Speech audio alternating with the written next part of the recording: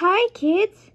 Today we're going to be reading a story about Who Was Amelia Earhart by Kate Boehm Jerome, illustrated by David Kane. Sorry if I forgot to read this in a few days, guys, but it's just because I was tired. So anyways, let's begin. Now, let's go. The first one is, who was Amelia Earhart? Well, I'll tell you as well. Amelia Earhart was a pioneer. This doesn't mean she traveled west in a covered wagon or lived in a log cabin. It means she had a special spirit. She liked to be the first to do new things. In the 1920s, Amelia became a pilot. This was in a time when the airplane was still a new invention. Not many people knew how to fly one. It was even more unusual for a woman to fly planes, but Amelia set many flying records to prove that she was the best. Amelia helped start the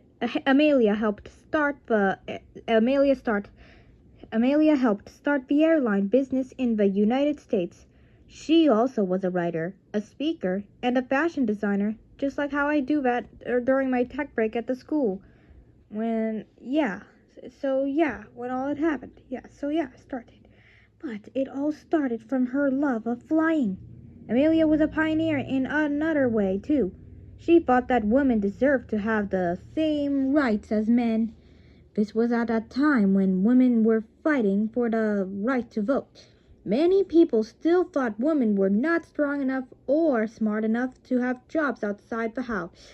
But Amelia's actions proved that bravery and brains were not for males only.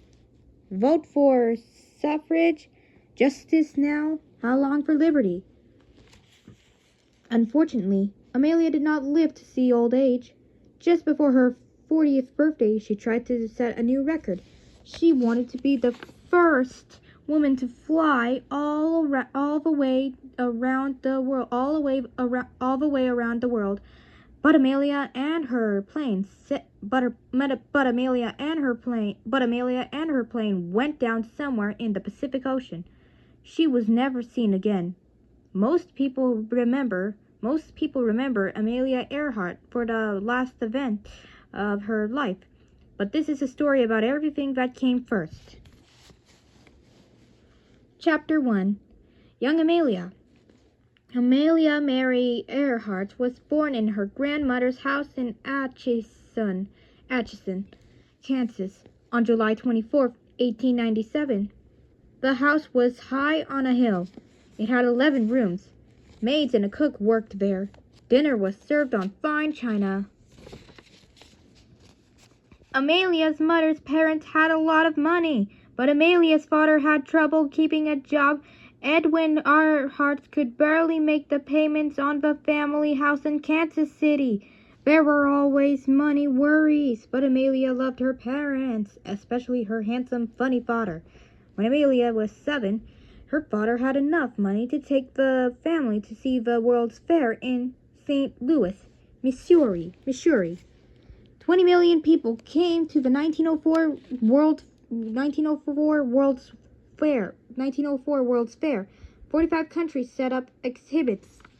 World fairs have been popular events throughout the history of the United States. In 1876, a centennial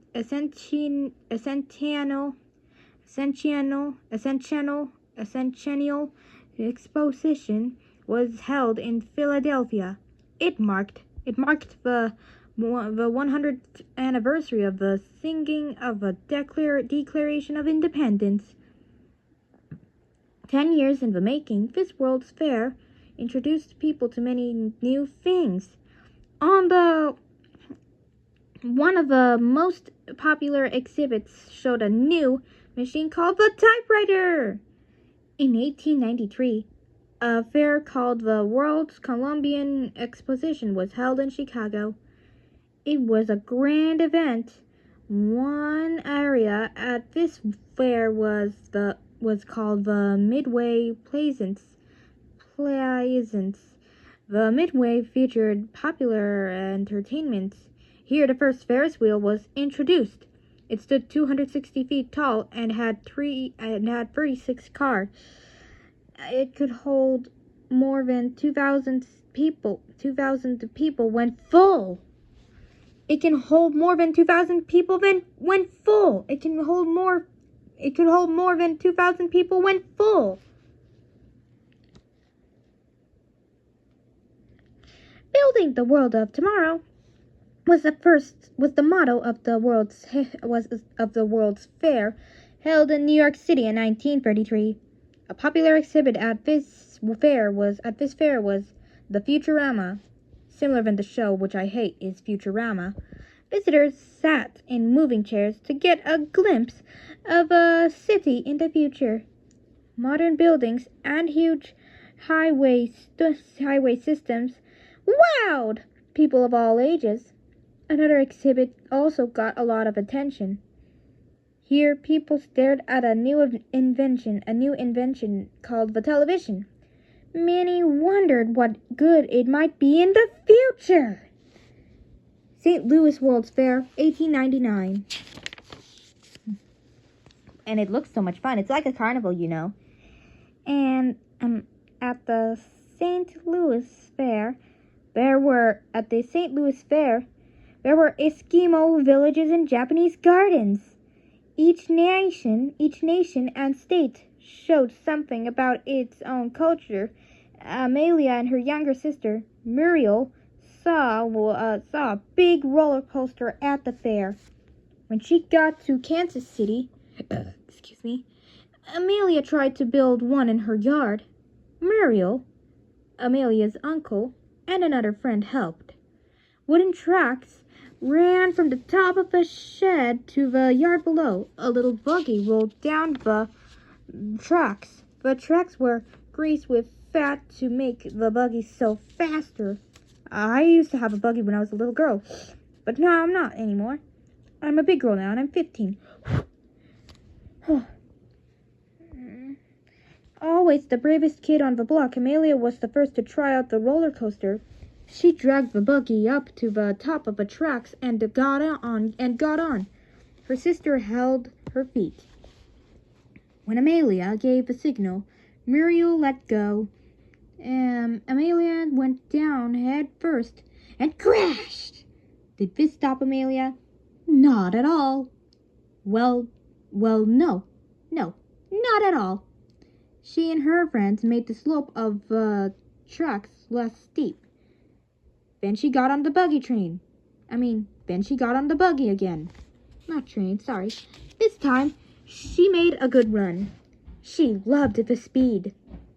And it was almost as if she were flying through the air. On a cold day in December, Amelia went sledding with her sister. Amelia wanted to go very fast. She took a running start. Then she jumped out of the sled, lying headfirst on her stomach. The hill was icy. Amelia was gaining speed. Suddenly, there was trouble below. A horse-drawn wagon came out from a side street. It was directly in Amelia's path, and Amelia couldn't stop. At the last second, Amelia ducked. She and her sled slid right under the horse. A moment later, Amelia was up and smiling. Her quick thinking had helped her avoid a bad accident.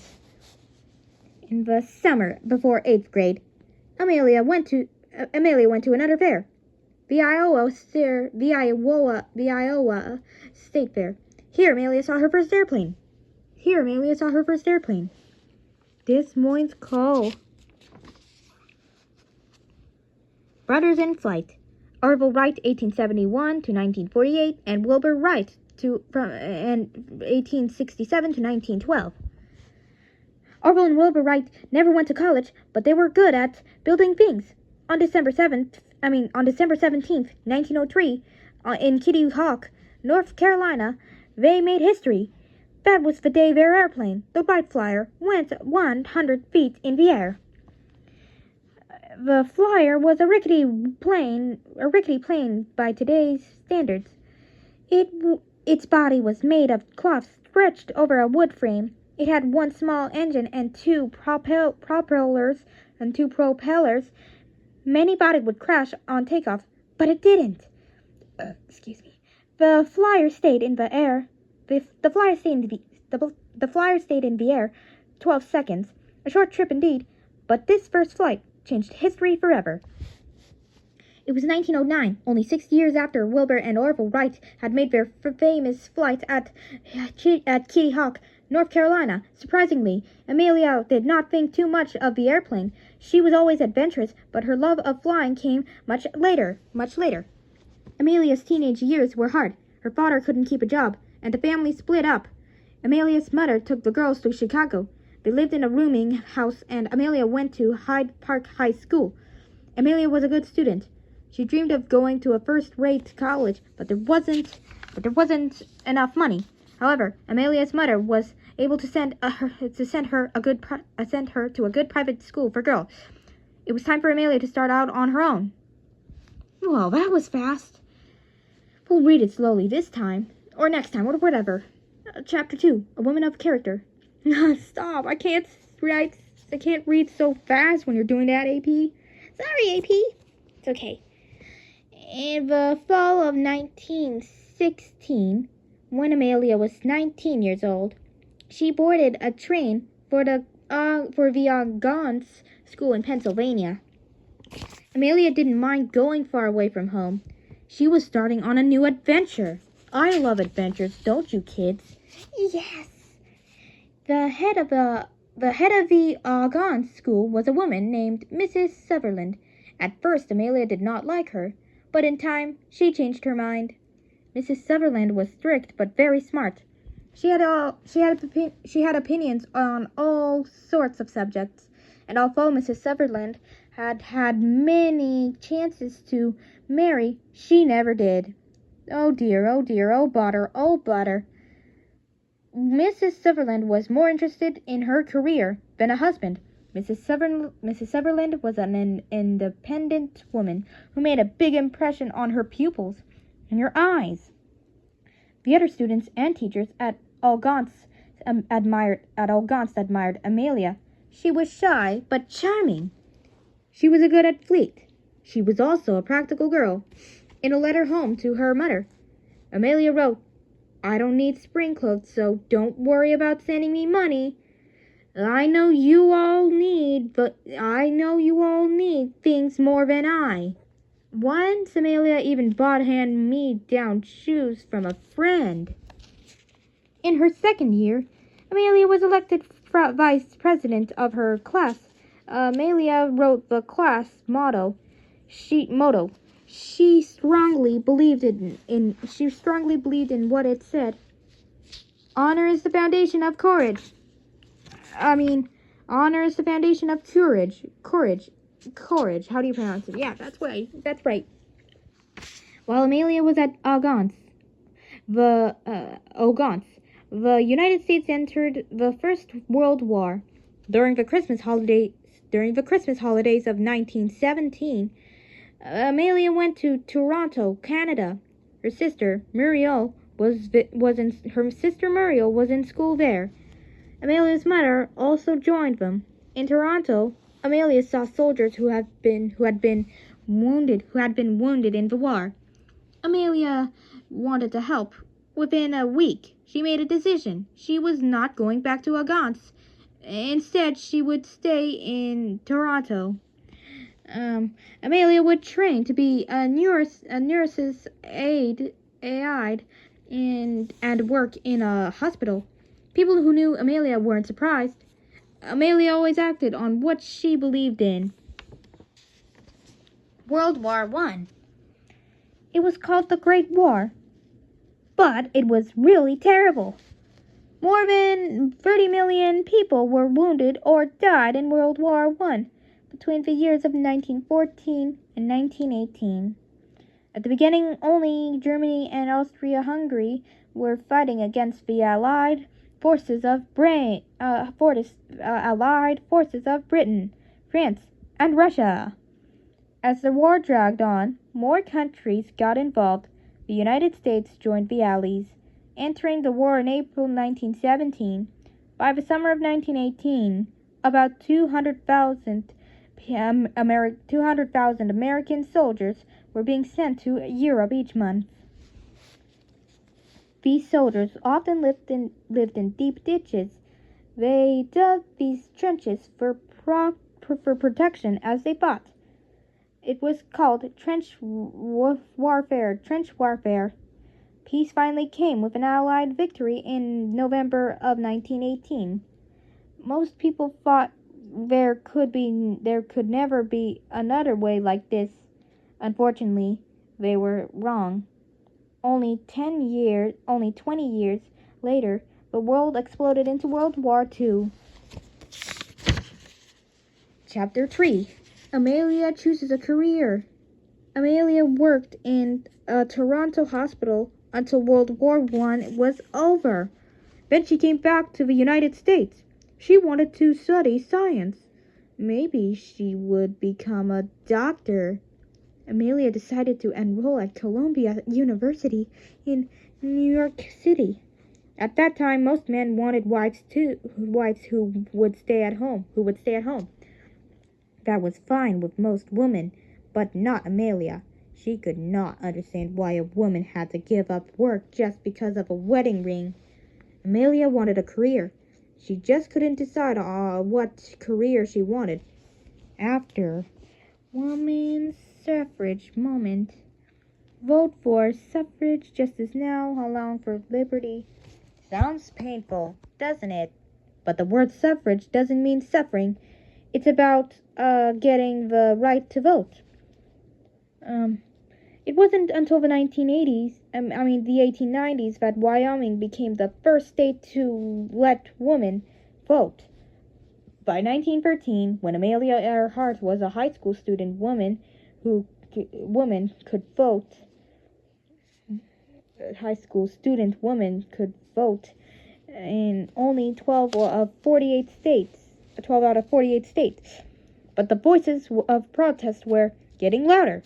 Suffragettes marched in the streets. Many were arrested and put in jail, but the fight continued. Finally, on August 26, 1920, the 19th Amendment of the U.S. Constitution was passed. Women in every state of the Union had won the right to vote.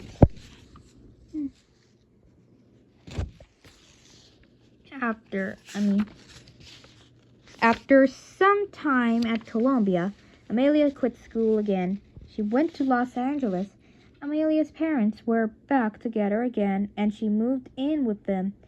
Amelia's family was hoping that Amelia would settle down soon.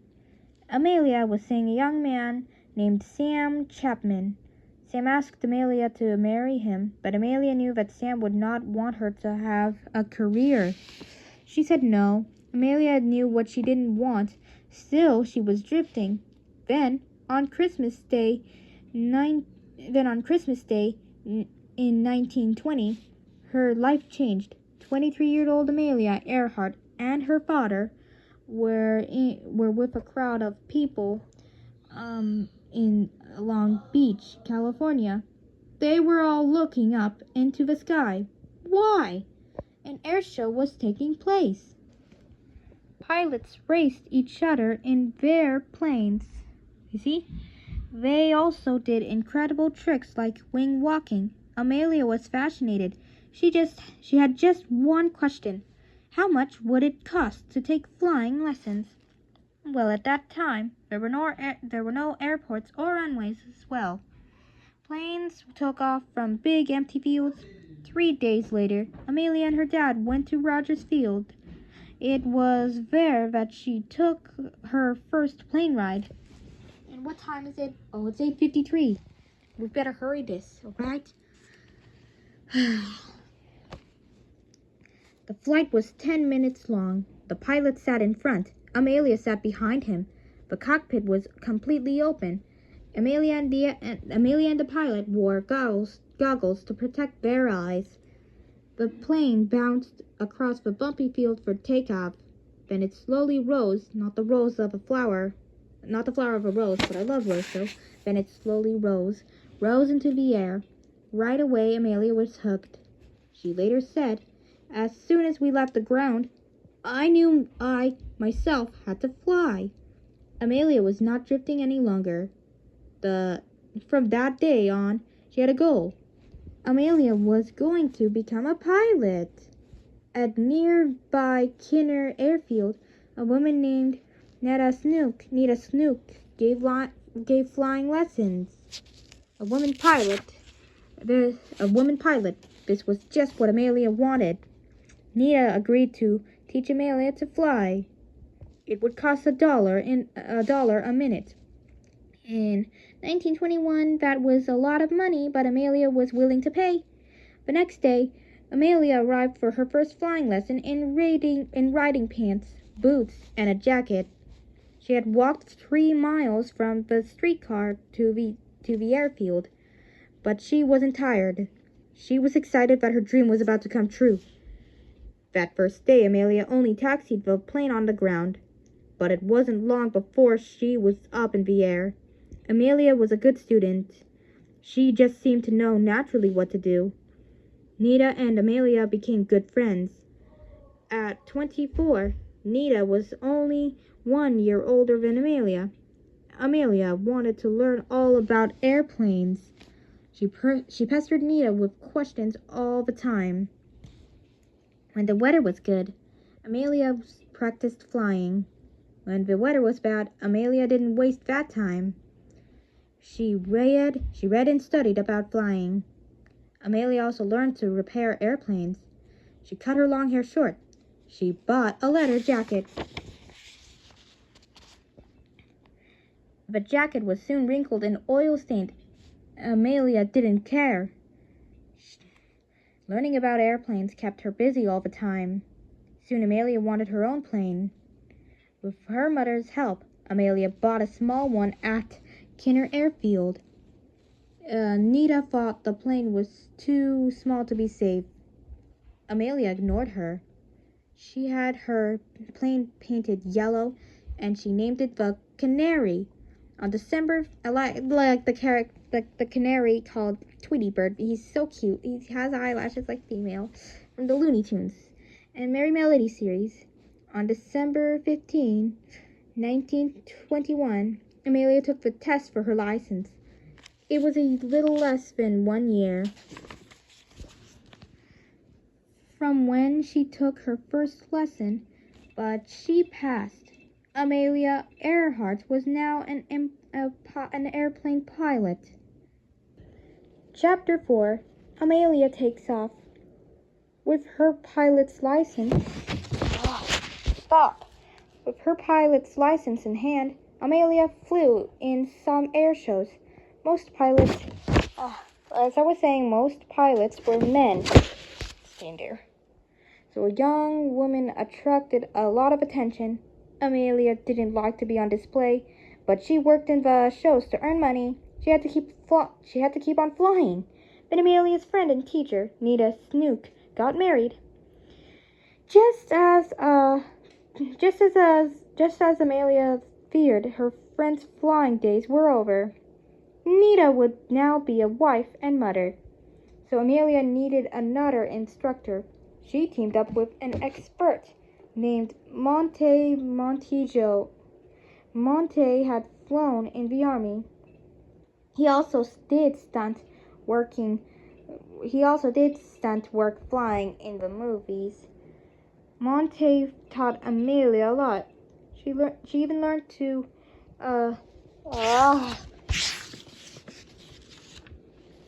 even learned to do tricks in the air like huge upside down loops. Now she felt like trying for a flying record. Amelia wanted to see how she could go. Yeah, it's too hard to stand up when you're reading a book, right? So, Amelia didn't tell anyone her plans. She had an instrument put in her plane. It measured how high above ground the plane was. In the early 1920s, planes didn't fly as high as they do today. One reason was because the cockpits were open. At higher altitudes, there's not much oxygen to breathe. Amelia knew she could pass out if she went too high, but she was willing to risk it. And I think we'll stop here. We'll read this book tomorrow. Anyways, good night.